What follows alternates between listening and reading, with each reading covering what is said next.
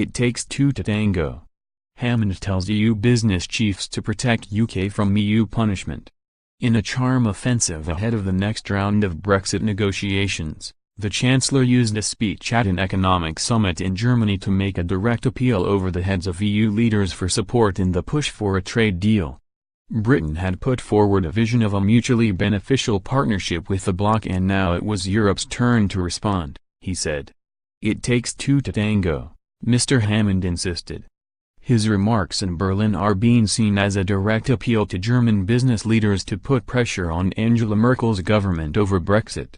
They followed concerns among UK officials that the German Chancellor is seeking to block British demands for a bespoke trade deal. Mr. Hammond's trip to Berlin is part of a major effort by the government to win over business opinion in Germany. EU Exit Secretary David Davis is due to meet chief executives in Munich today, Thursday, as part of the charm offensive. Over dinner at the Die Welt Economic Summit, Mr. Hammond urged business leaders to help make the argument for a comprehensive EU-UK trade deal that will boost the economies of both partners.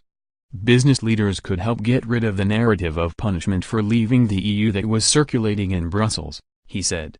They say it takes two to tango, the Chancellor said of the current stage in the negotiations.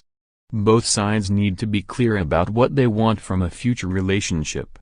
I know the repeated complaint from Brussels has been that the UK hasn't made up its mind what type of relationship it wants. But in London, many feel that we have little, if any, signal of what future relationship the EU27 would like to have with a post-Brexit Britain.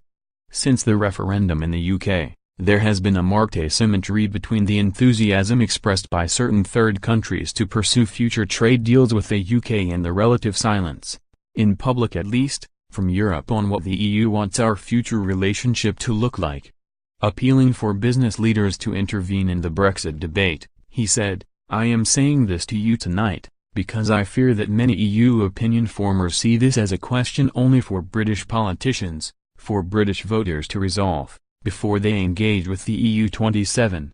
By signaling a willingness to work together in the spirit of pragmatic cooperation on a future, mutually beneficial, partnership, based on high levels of access for goods and services, continued close cooperation in security and defense, in education, science, technology, and culture, putting behind us any narrative of punishment for leaving and focusing on the mutually beneficial relationships we have now and can continue in the future, the EU will send a message to the British people which will resonate as they consider the options for their future.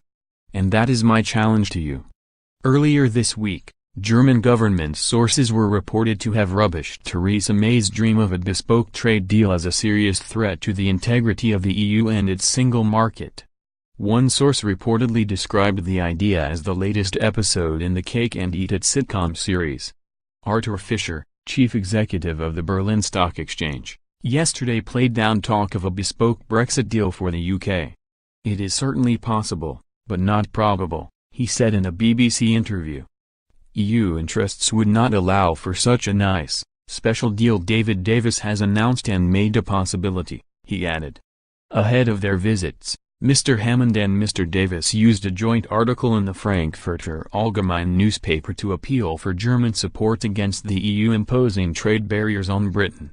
As two of Europe's biggest economies, it makes no sense to either Germany or Britain to put in place unnecessary barriers to trade in goods and services that would only damage businesses and economic growth on both sides of the Channel, they wrote.